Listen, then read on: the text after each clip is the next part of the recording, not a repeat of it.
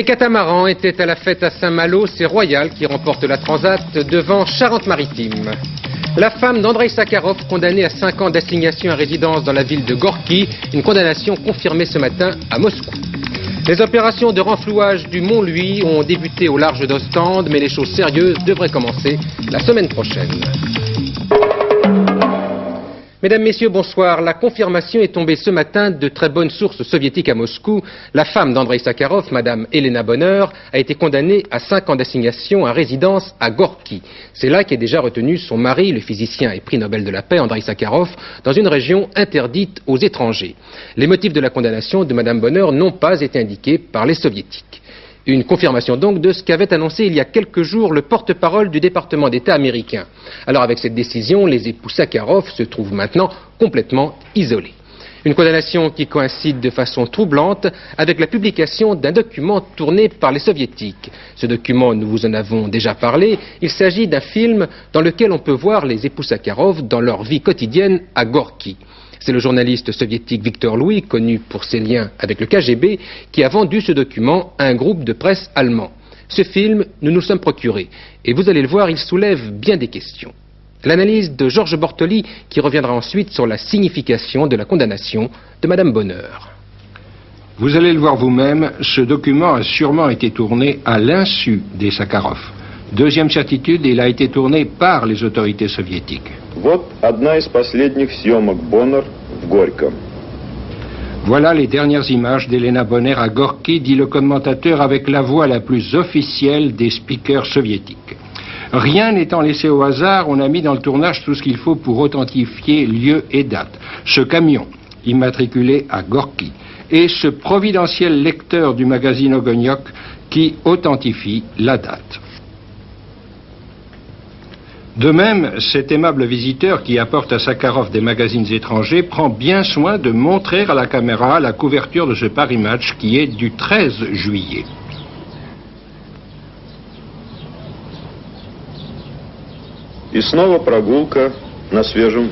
De nouveau, une promenade au grand air, dit le commentateur avec satisfaction. Tout le document est ainsi destiné à prouver que la vie est parfaitement agréable pour les Sakharov à Gorki. Oui, mais Sakharov, fatigué et comme absent, porte un curieux pyjama qui nous laisse supposer qu'il doit être en réalité dans le jardin d'un hôpital. Il n'a rien vu, pas remarqué la caméra qui l'espionne. Il ne reste plus à Victor Louis, intermédiaire habituel des autorités soviétiques, qu'à faire parvenir en Occident ce curieux document qui pourrait s'intituler « Viol d'une vie privée ». En condamnant Elena Bonner, les autorités soviétiques ont donc perfectionné aujourd'hui leur dispositif d'isolement des Sakharov. En effet, lorsque Andreï Sakharov avait été condamné en 1980 à quitter Moscou, à être assigné à résidence à Gorki, on le coupait de ce qui faisait sa force, c'est-à-dire ses contacts avec les correspondants étrangers, puisque Gorki étant une ville interdite aux étrangers, les correspondants occidentaux ne pouvaient pas aller l'y voir.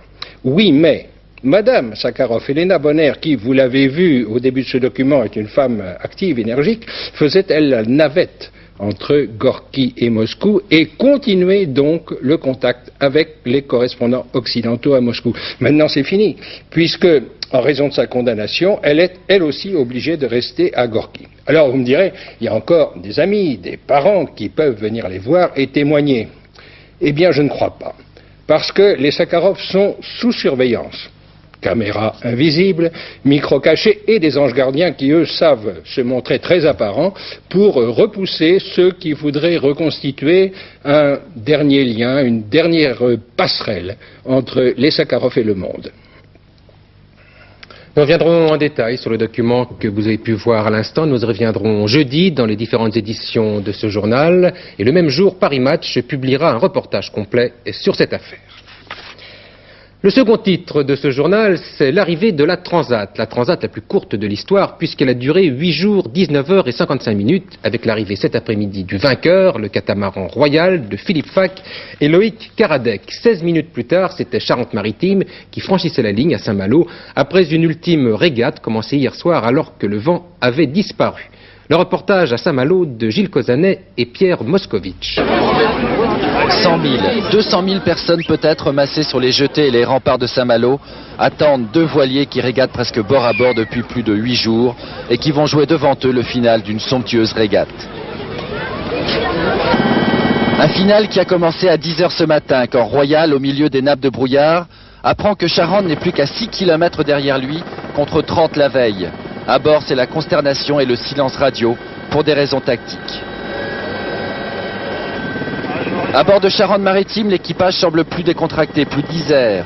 Après le découragement de la veille, le moral est revenu, d'autant que Charente marche mieux que Royal dans le petit temps qui règne alors sur la baie de Saint-Brieuc. On s'est défoncé et on a essayé de le rattraper, mais c'est pas gagné. Ben, je crois que c'était très tendu, personne n'a rien dit, on s'est cramponné à nos écoutes, on a essayé de faire marcher le bateau au maximum. C'était une petite angoisse parce qu'on voyait on voyait Charente revenir très vite. Mais je crois que chacun a essayé de jouer le jeu vis-à-vis de ses coéquipiers pour pas montrer sa tension et pour montrer qu'il était inquiet de la position de Charente. Et puis les heures sont passées. Le public a pu voir très loin sur l'horizon pointer de gros spinnaker. Et l'écart s'était encore réduit. Charente au Cap Fréhel n'avait plus que 2 km de retard et 1 km à l'entrée des passes. Le vent était de plus en plus mollasson, les bateaux accompagnateurs de plus en plus nombreux et gênants pour les concurrents.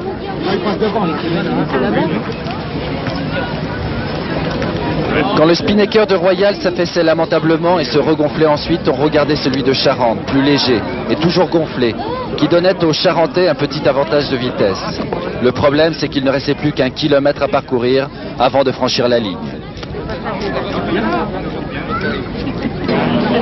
Et puis, dommage pour Charente, on a compris que Royal ne pouvait plus être battu. Alors on s'est souvenu que ce catamaran avait aussi été le premier voilier à tenir une moyenne de plus de 20 nœuds pendant 24 heures et que l'équipage bien soudé s'était superbement battu. Alec, ça a dû être un peu dur quand même ces dernières heures. Là. Les dernières heures un peu, ouais. Allez, même beaucoup, tiens. Ouais, c'était, oui, assez dur. Et ce qui a précédé C'était déjà pas mal, oui, parce qu'on est en régate avec Charente depuis 3 jours, 4 jours, à quelques milles près. On se croise souvent sur l'eau et là, c'était assez dur. Ouais. À 15 h, 2 minutes et 42 secondes, le coup de canon d'arrivée libérait équipage et spectateurs. Après 8 jours et 20 heures de course, seulement 16 minutes séparaient Royal de Charente-Maritime. Dure journée. Les premiers ont donc course finie et gagnée pour Royal, mais il y a les autres, tous les autres, qui poursuivent leur chemin avec plus ou moins de bonheur. Ils partagent en tout cas les soucis et les joies que procure ce genre de compétition.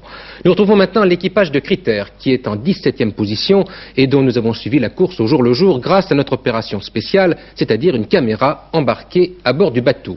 Henri Gallet a survolé le Critère la nuit dernière. Hier soir, le Breguet Whisky Hotel de la base aéronavale de Lorient décolle pour une mission de reconnaissance. Objectif, le centre de l'Atlantique. 4 heures de vol pour survoler le trimaran Critère, prendre contact avec son équipage, les sapeurs-pompiers de Paris, et réceptionner les images vidéo tournées à bord pour Antenne 2. Nous sommes à 2000 km de Saint-Malo, les bateaux de tête approchent de la ligne d'arrivée. Mais alors, la dépression, d'après vous, elle va durer combien de temps là? Nous, on aimerait bien qu'elle dure encore un jour ou deux là, pour nous permettre de remonter. Là. À vous? D'après les renseignements que j'ai, elle va durer encore un jour ou deux, oui, quand même. Hein. Ok, bon, alors c'est bien, on va voir. Comment dire, vous avez de bonnes nouvelles, quand dans 2 jours on peut se gérer au soleil, c'est ça? J'espère bien pour vous, oui. Ok, merci. Allez, au revoir et bonne route. Paradoxe de la course au large où seuls les premiers mènent une lutte égale. Pompiers professionnels, marins amateurs, les équipiers du caporal-chef Denis Thomas feront une course dans la course. Objectif, la 15e place. Pour l'instant, ils sont 17e, mais ce n'est pas si mal. 49 voiliers étaient au départ de Québec. J'aime bien la mer, mais de là à quitter le métier, non, comment pas. Mais si je pouvais recommencer l'année prochaine, tout en restant à la brigade, volontiers, ouais. Un spic qui lâche, 6 jours de mer encore, peut-être 5 si le vent se maintient dans l'Atlantique. Pour les sapeurs-pompiers de Paris, peu de sommeil et pas mal de casse au niveau des voiles. Pompiers, marins et bientôt couturières. À chaque fois qu'il est sur le pont avec la caméra, c'est la même chose. On va voir la caméra sur le pont, 3 aussi. Allez. Les automatismes, vu le nombre à 2000 commencent à rentrer. On n'avait pas beaucoup l'habitude à du portant, mais maintenant, avec la prise qu'on a eue, ça commence à fonctionner normalement. La preuve, par rapport aux professionnels, on n'est pas trop minable à l'intérieur de la course. Quelques semaines d'entraînement, le convoyage du voilier de France vers le Canada, les 6 pompiers sont vite rentrés dans le bain de la course. Situés aujourd'hui dans le milieu du classement, pour des amateurs après tout, ils ont fait mieux que de participer. Le critère qui serait donc en 17e position. Les opérations de renflouage du Mont-Louis ont commencé aujourd'hui au large d'Ostende pour remonter sa cargaison de 450 tonnes, dont la moitié d'hexafluorure d'uranium. Pour le moment, aucune trace de pollution n'a été relevée autour du cargo qui a fait naufrage samedi. La plus grosse phase de l'opération devrait se dérouler la semaine prochaine. Jacques Violet. Les 30 containers d'hexafluorure d'uranium, 225 tonnes de produits dangereux sont là, sous la coque de l'épave du Mont-Louis que l'on aperçoit au ras de l'eau à marée basse. Première et seule priorité aujourd'hui, la récupération de ces fûts. Une récupération difficile, délicate, qui sera effectuée par 2 compagnies spécialisées dans le renflouage d'épaves, l'une belge, l'autre hollandaise. Toutes 2 choisies pour des questions de droit international. Lorsque le navire flottait encore, le commandant a signé avec une de ses compagnies un contrat d'assistance qui, au moment où il a été signé, était destiné à sauver le navire, et ces compagnies disposaient d'une priorité légale pour la poursuite de ce contrat, et par conséquent, dans la mesure où elles présentaient par ailleurs toutes les garanties de fiabilité et de technicité, il n'était pas question d'en changer. Ceci, en outre, permettait de gagner beaucoup de temps. Ces 2 compagnies ont effectivement prouvé leurs compétences, comme le montrent ces images dans des opérations de sauvetage sur des pétroliers dans le golfe Persique. Aujourd'hui, des grues géantes, flottantes de plus de 1000 tonnes, des remorqueurs, des treuils, ainsi que des pompes sous-marines de ces 2 compagnies sont arrivées autour de l'épave. Dans un premier temps, il s'agira de découper la coque du navire qui sera perdue. Ensuite, des plongeurs équipés de combinaisons spéciales de protection contre les matières dangereuses, mais aussi d'appareils de mesure de radioactivité, devront arrimer les fûts avant qu'ils soient remontés. 35 hommes participeront à l'opération Mont-Louis, la première récupération du genre effectuée dans le monde. Une récupération qui ne devrait pas durer plus de 3 semaines si la météo le permet. En fin d'après-midi, M. Langagne, secrétaire d'État chargé de la mer, s'est rendu à Ostende pour, entre autres, rassurer les autorités belges qui reprochaient à la France de ne pas avoir indiqué en temps utile la nature de la cargaison. D'une part, il y a un état-major de crise qui a été mis sur pied par le gouvernement belge. Nous y participerons.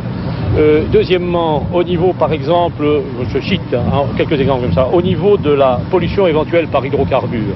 Vous savez qu'il y a encore 400 tonnes de fuel. Eh bien, bon, les choses se passent bien, il ne devrait pas y avoir d'accident. S'il y avait quelque chose, nous avons mis au point un système qui fait que le matériel français interviendrait immédiatement. En politique, à suivre un voyage et une déclaration. Le voyage, c'est celui effectué aujourd'hui par Laurent Fabius qui a passé l'après-midi à Toulouse. C'était la 3e visite en province du Premier ministre, une visite éclair placée sous le signe de la modernisation et du rassemblement, selon M. Fabius, qui s'est rendu à l'aérospatiale où il a pu voir la chaîne de montage de l'ATR-42. C'est le nouvel avion franco-italien destiné au transport régional. Le Premier ministre, qui était accompagné du maire de la ville, Dominique Baudis, s'est également rendu dans les quartiers où habitent les immigrés avant de se faire présenter des expériences menées par le conseil communal pour prévenir la délinquance. La déclaration maintenant, c'est celle de l'ancien chef de l'État, Valéry Giscard d'Estaing, qui effectuait sa rentrée politique. Monsieur Giscard d'Estaing était l'invité de l'université d'été des jeunes démocrates sociaux et il a souhaité contribuer à la décrispation apparue ces jours derniers en réclamant un débat politique civilisé. Pour sa rentrée politique, Valéry Giscard d'Estaing a donc lancé un appel à l'unité du pays et au rassemblement. Il a rappelé qu'il avait toujours été un partisan de la décrispation et il a reproché au pouvoir d'avoir contribué aux divisions en parlant de lutte des classes ou du peuple de gauche. L'ancien chef de l'État souhaite que le débat politique ne soit pas primitif. On peut, dit-il, trouver des éléments justes dans ce que pensent les autres et même les adversaires. Et il a alors demandé à l'opposition d'avoir des idées qui pourraient réunir les Français. Si la France joue ses faiblesses, c'est-à-dire ses divisions, son refus des réalités pratiques, sa préférence pour les idéologies, l'avantage donné à celles de nos attitudes psychologiques qui sont négatives, refus du succès des autres, intolérance, la France est fichue. Décrispation toujours avec l'invitation faite à François Mitterrand par le député RPR de Savoie, Michel Barnier. Monsieur Barnier a invité le chef de l'État à assister au Conseil général qu'il préside. Le président de la République a accepté l'invitation. Et je crois que l'on peut dire ce soir, Albert Duroy, que le paysage politique de la France a bien changé en l'espace d'une semaine. Oui, une remarque d'abord, quand même, que le président, fût-il RPR du Conseil général de Savoie, invite le chef de l'État de passage dans son département à venir devant le Conseil général et que celui-ci accepte, quoi de plus naturel en démocratie? Faut-il que les hommes politiques en France aient perdu le sens de la mesure pour qu'une démarche aussi banale se transforme en événement? Mais les choses sont comme ça, la guerre civile politique, qui ne date pas de 1981, veut que tout dialogue soit impossible ou au moins anormal. Cela dit, cette démarche s'ajoute aux déclarations multiples d'élus de l'opposition, messieurs Barre, Méhaignerie, Millon, Seguin, Barrot, pour la plupart de la nouvelle génération, et qui vont dans le sens de la décrispation. Alors, à qui profite cette évolution? Au chef de l'État d'abord, évidemment. Voilà plusieurs mois qu'après avoir laissé libre cours à la tension, il prêche pour l'apaisement. L'amorce d'un dialogue donne désormais du poids à cette volonté. Mais cette évolution profite aussi à l'opposition. Si celle-ci se contentait du visage crispé, du langage musclé de messieurs Chirac, Gaudin, Le Canuet ou Pasqua, nul doute qu'elle perdrait l'oreille des électeurs opposants, mais modérés. Les partisans du dialogue donnent au contraire l'image d'une opposition pluraliste, donc attrayante. Alors, décrispation réussie, ce n'est pas sûr. À gauche comme à droite, on peut compter sur les durs pour multiplier les choses-trappes, pour s'efforcer notamment de faire passer pour des compromissions, voire pour de la trahison, ce qui n'est en réalité qu'un débat civilisé, comme le disait cet après-midi M. Giscard d'Estaing.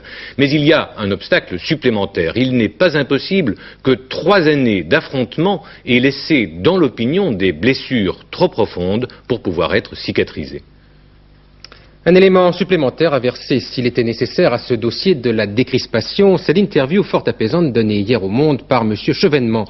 Le ministre de l'Éducation y adoptait un profil bas pour évoquer les rapports du public et du privé. Une attitude qui inquiète un peu les partisans de l'école laïque qui attendent toutefois d'en savoir plus, comme l'expliquait tout à l'heure Michel Boucharessas, qui est leur chef de file. Je n'ai pas aperçu de nouveau climat. Il y a un nouveau ministre, il y a des perspectives qui restent à définir. Nous serons très attentifs à ce qu'elles seront. Mais en tout cas, et pour conclure, ce n'est point nous qui renoncerions en quoi que ce soit aux grands objectifs généreux qui sont ceux de l'unification laïque, qui sont ceux du développement du système éducatif. Mais compte tenu de tout ce qui s'est passé, disons que nous éprouvons une certaine méfiance, en tout cas expectative. Cette déclaration tranche avec toute une série d'événements qui incontestablement a modifié le climat éducatif. La polémique a fait place à une certaine décrispation après le retrait de la loi Savary et le changement de gouvernement. Premier acte, la déclaration de Pierre Daniel, président des parents d'élèves de l'enseignement libre, qui, contrairement à l'opposition, déclare être hostile au référendum sur l'école. Je crois qu'avant de parler référendum sur l'école, il s'agit d'abord de trouver les accords et les pistes d'accord qui seraient possibles dans les mois à venir avec le ministre de l'Éducation nationale. Je suis beaucoup plus orienté vers un accord de ce type que vers un référendum sur l'école.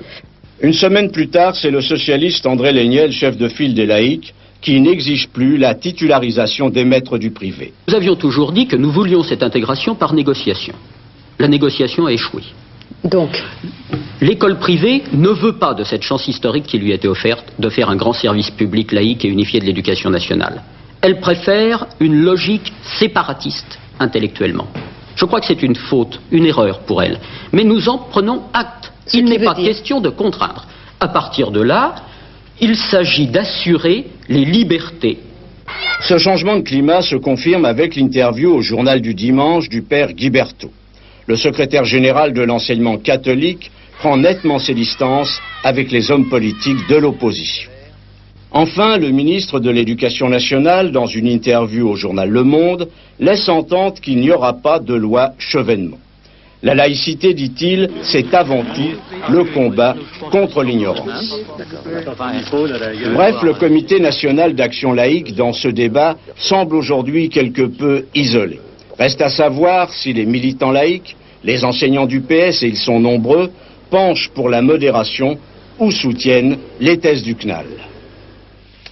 Après Edmond Maire, Henri Krasuki et André Bergeron, c'était au tour du numéro 1 de la CFTC, Jean Bornard, de faire le point à la veille de la rentrée sociale. Monsieur Bornard qui a souligné l'urgence d'une reprise du dialogue.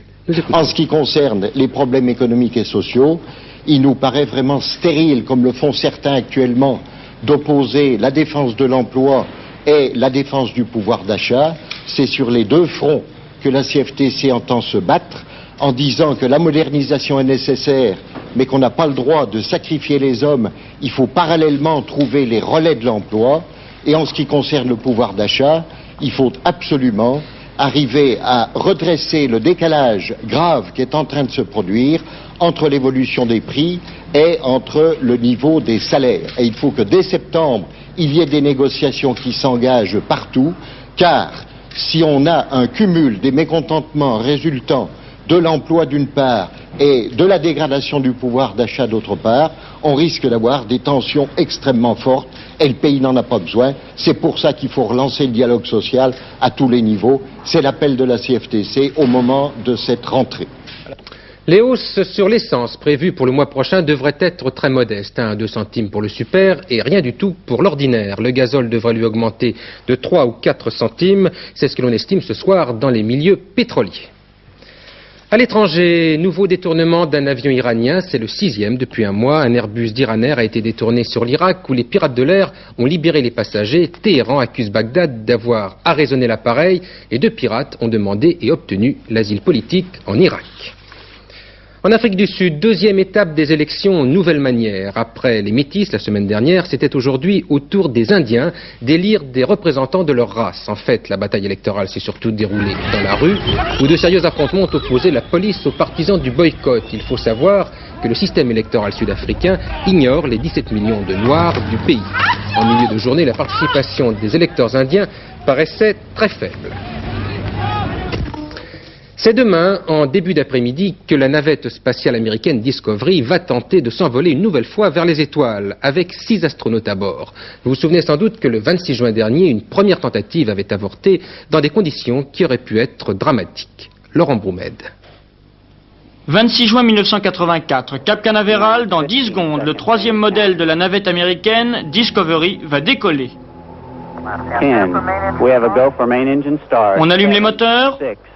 4 secondes, on se prépare à allumer les boosters d'appoint. Et puis stop, l'ordinateur a décidé d'arrêter là la procédure de décollage. Un arrêt d'urgence des moteurs principaux qui se traduit par un incendie bien vite maîtrisé. Fort heureusement, les boosters à poudre n'ont pas été allumés, car eux, on ne les arrête pas. Discovery aurait décollé, les 6 astronautes auraient certainement été sauvés, mais peut-être Discovery perdu. Bref, à la NASA, on a eu chaud. Alors on a tout démonté, jusqu'au dernier écrou. Et c'est une vraie panne qui a été découverte. Une vanne défectueuse sur le circuit de l'hydrogène qui alimente les moteurs. Cette vanne était tout simplement mal lubrifiée. La goutte d'huile qui a failli tout faire craquer. Car la navette n'a pas le droit à l'erreur. Elle est conçue pour décoller, voler, se poser, repartir, revenir, un balai entre le ciel et la terre où le faux pas est exclu.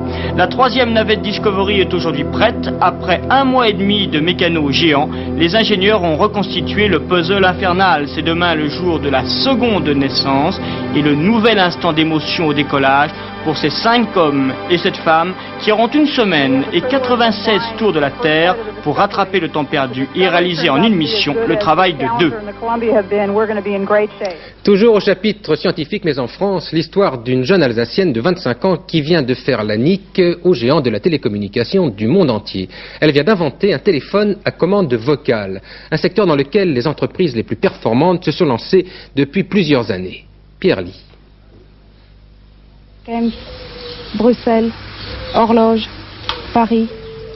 Martine Kempf est encore étudiante en astronomie. Horloge. Elle est passionnée d'électronique. Elle participe depuis 3 ans à la mise au point d'équipements pour aider les handicapés dans l'entreprise de son père.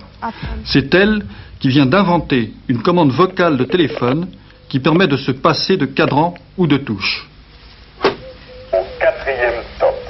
Là, on a l'horloge, pardon. L'ordinateur qui commande cette merveille a étonné les Japonais par sa miniaturisation. Là, il est très petit, il est miniaturisé, vous le voyez là. Là, il y a l'entrée du micro. Et ici, il y a déjà les sorties de puissance par des relais. Donc, pour s'en servir, il faut simplement programmer les mots de commande. Pour cela, on les met en mémoire. Et c'est une mémoire qui est assez révolutionnaire, c'est-à-dire qu'elle est reprogrammable et effaçable uniquement à l'aide de 5 volts. Et donc, si on détache la batterie de cette plaque, la mémoire reste. On peut changer, reprogrammer juste un mot et le remettre de nouveau en mémoire fixe. C'est un grand avantage. L'appareil, inventé par Martine Kempf, permet également de commander à la voix l'ouverture des portes d'une voiture, ainsi que d'autres manœuvres. La voiture de Martine Kempf se conduit d'ailleurs, vous allez le voir, sans volant. Elle obéit aussi à la voix de la conductrice. Soleil. Une version industrielle du combat de David et de Goliath. Bernard Hinault sera-t-il au départ des championnats du monde de Barcelone le 9 septembre prochain? Après son abandon au Tour du Limousin la semaine passée, il n'avait donné aucune indication. Il était pourtant au départ ce matin de Paris-Bourges, la dernière épreuve avant l'Espagne. Il comptait ainsi tester sa condition physique. Il est arrivé dans le peloton. Il est temps maintenant de scruter le ciel en compagnie de Brigitte Simonetta pour la météo de demain. Oui, et la météo réinvente le système des toupies dans les deux sens. Regardez la photo satellite. D'une part, il y a l'anticyclone. Lui, il s'étend des Açores au sud de la Grande-Bretagne, à l'Europe centrale. Il s'enroule sur lui-même en tournant dans le sens des aiguilles d'une montre. D'autre part, il y a une perturbation qui, elle, sévit sur le sud du pays depuis plusieurs jours. Et là, les vents tournent dans le sens inverse des aiguilles d'une montre. Résultat, ça nous donne exactement le même type de temps qu'hier. Regardez la carte pour demain. Sur l'ensemble du pays, c'est la marque de l'anticyclone. Après dissipation des brouillards et brumes matinaux qui risquent d'être tenaces, ce sera du vrai beau temps. En revanche, toujours sur le littoral méditerranéen, en gros de Perpignan jusqu'à Nice et jusqu'à la Corse, un système orageux qui persiste, qui peut donner des pluies abondantes. Il n'empêche, les pressions sont en hausse, sensibles, et les températures aussi. De 22 à 26 degrés sur la moitié nord, de 24 à 28 degrés sur la moitié sud, maximum sur le sud-ouest. Demain, mercredi 29 août, le soleil se lèvera à 7h02, se couchera à 20h39. Ce sera la fête des Sabines, pourvu qu'on ne nous les enlève pas d'ici là. Vers 23h20, c'est Jacques Segui qui vous présentera les toutes dernières informations et c'est Daniel Bilalian qui sera là demain à 12h45 pour Antenne de Midi. Bonsoir, à demain 20h.